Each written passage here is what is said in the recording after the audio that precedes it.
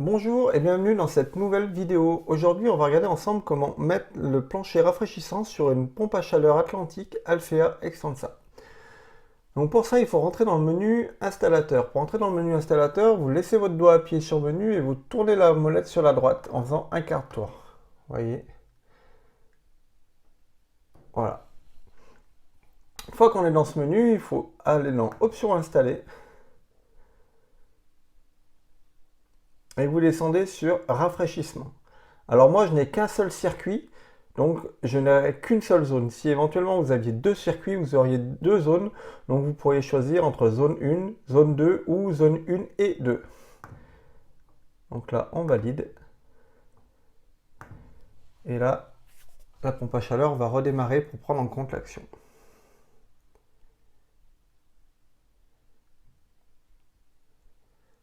Alors ce qu'il faut savoir, c'est que il est interdit d'utiliser le mode rafraîchissement sur des radiateurs. Ça ne fonctionne pas, c'est pas fait pour.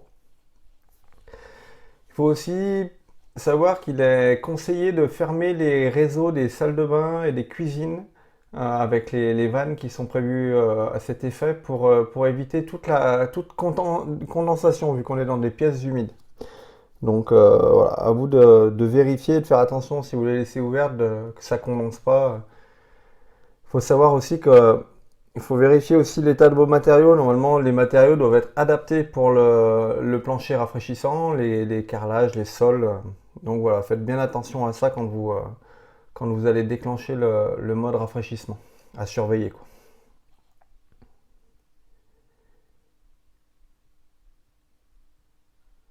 Ok, donc là on est là, vous voyez, on a le petit flocon qui s'est mis.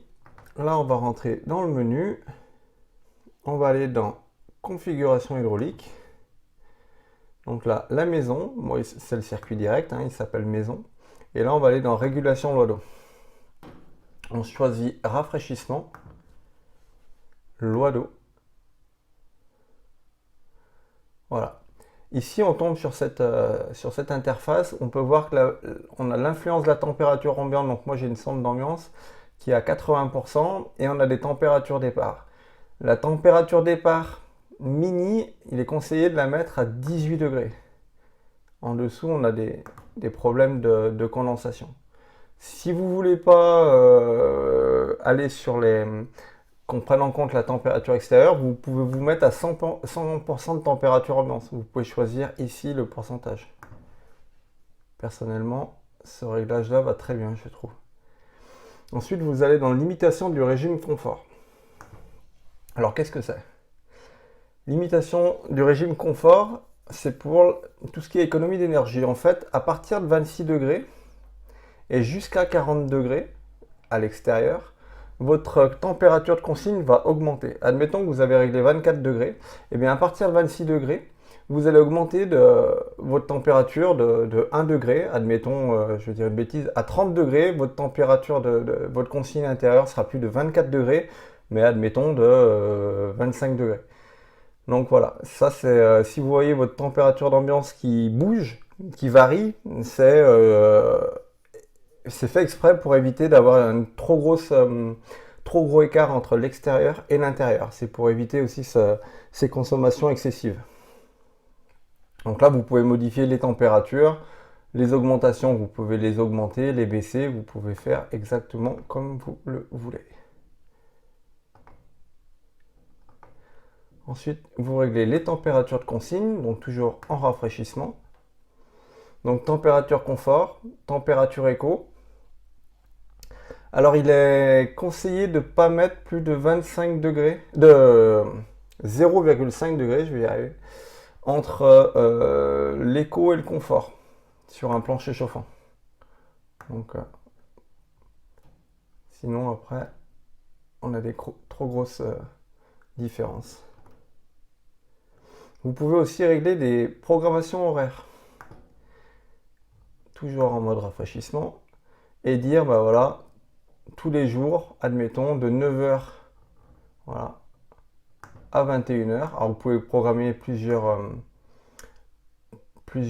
séquences dans la journée et vous pouvez mettre ça sur tous les jours si vous le voulez. si vous n'avez pas envie, vous pouvez sauter un jour par exemple parce que vous n'êtes pas là et que vous ne voulez pas faire le rafraîchissement. Par exemple le samedi dimanche vous partez et là vous mettez sur terminer. Une fois qu'on a fait ça, on revient en arrière et on revient sur configuration pack. On fait pack et configuration chauffage rafraîchissement. Ici, c'est température, donc la première, ça va être la température en passage été-hiver, 18 degrés. Et tout ça sur 24 heures, c'est-à-dire dès qu'on a atteint la consigne de 18 degrés pendant 24 heures, on passe du mode hiver en été, et inversement.